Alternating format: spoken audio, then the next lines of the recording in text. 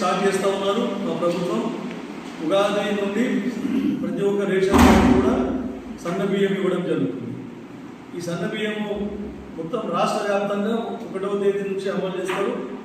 ఇంతకుముందున్న ఏవైతే దొడ్డు బియ్యం ఉండనో అవన్నీ కొంతమంది చాలామంది తినకుండా మార్కెట్లో అమ్ముకోవడం వలన రీసైక్లింగ్ అయ్యి ప్రజాదరణ దుర్వినియోగం అయ్యి బ్లాక్ మార్కెట్కి ఎక్కువ అయ్యేది.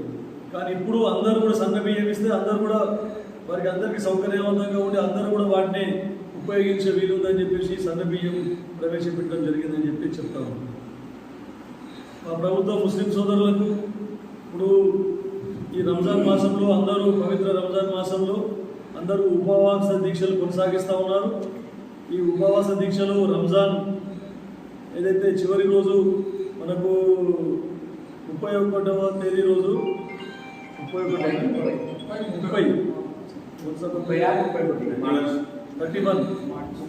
తేదీ రోజు రంజాన్ వేడుకలు నిర్వహిస్తారు.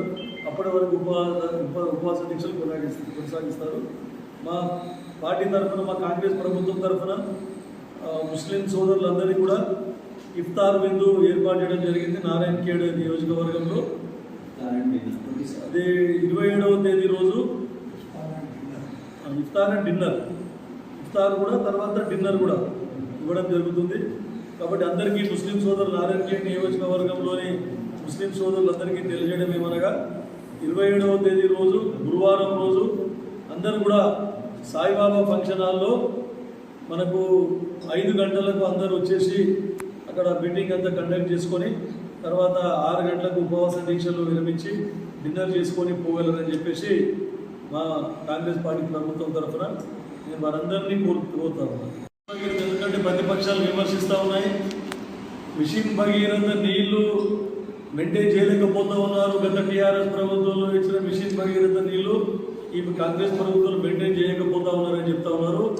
సిగ్గుచేటు వరకు, కనీసం సిగ్గుచేటు ఉన్న సీసీ రోడ్లని దవ్వేసి నాసి రకం పైపులు వేసి కాంగ్రెస్ హయాంలో వాటర్ సప్లై గురించి వేసిన పైప్ లైన్లన్నీ మళ్ళీ తవ్వేసి మళ్ళీ వాళ్ళ కమిషన్ల గురించి అన్నీ ఎక్కడ అవసరం ఉన్న డయామీటర్ పైప్ లైన్లు వేయకుండా చివరి గ్రామాలకు నీళ్లు అందకుండా ఎన్నో సమస్యలను క్రియేట్ చేసి, కాకపోతే వాళ్ళు వేసిన 5 సంవత్సరాల లోపలనే అన్ని పైప్లన్నీ డ్యామేజ్ అవుతాము.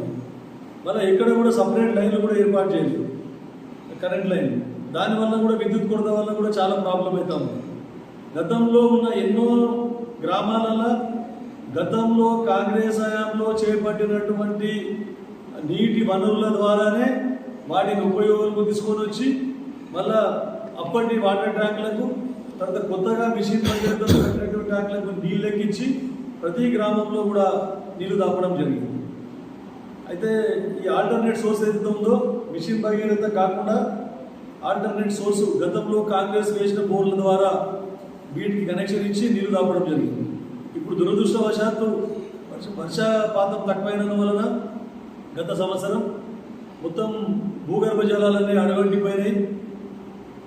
చాలా ఎప్పుడు కూడా మనకు మార్చ్ ఎండింగ్ లేకుంటే ఏప్రిల్ ఫస్ట్ వీక్లో బోర్లు ఎండిపోతుండే, కానీ ఇప్పుడు మనకు ఫిబ్రవరి ఎండింగ్లోనే బోర్లన్నీ ఎండిపోవడం జరిగింది.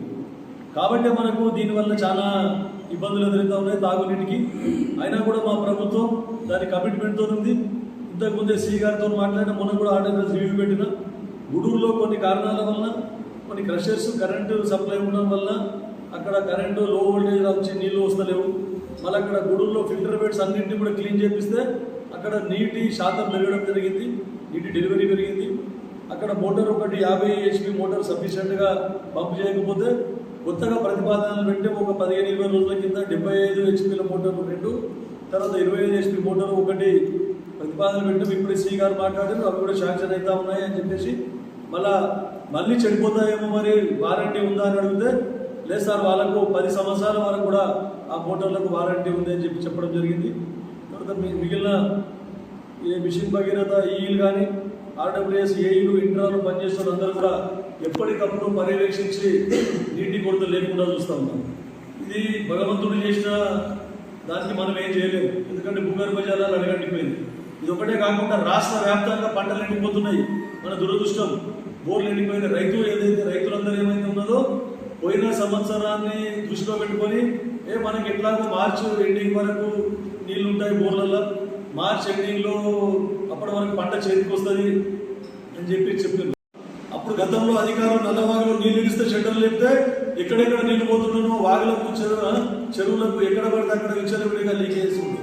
నల్లవా కెనాల్ కింద కెనాల్ రిపేర్ చేయడం జరిగింది.